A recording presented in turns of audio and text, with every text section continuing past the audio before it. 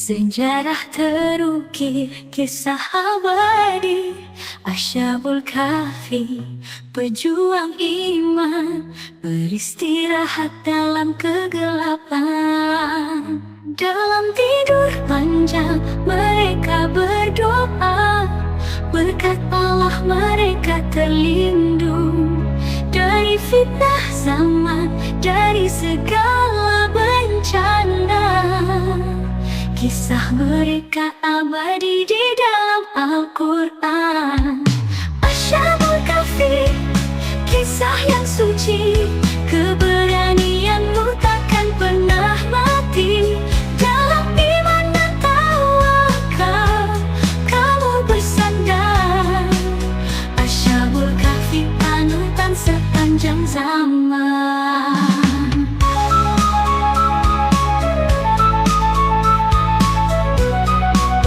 Dalam tidur panjang mereka berdoa, berkat Allah mereka terlindung dari fitnah zaman, dari segala bencana. Kisah mereka abadi di dalam Al-Quran. Ashabul Kahfi dalam doa dan harapan.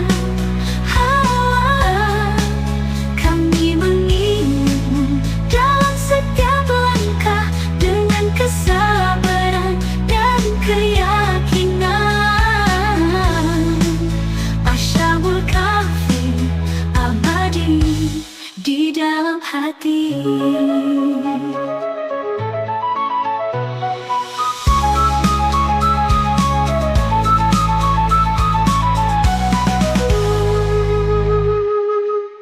Budaya Hindu, doa dan harapan.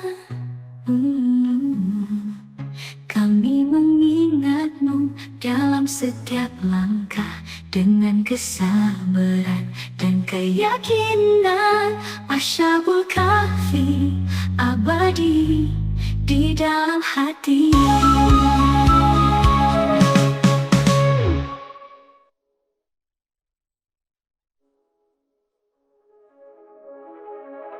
Ashabul Kahfi dalam doa dan harapan.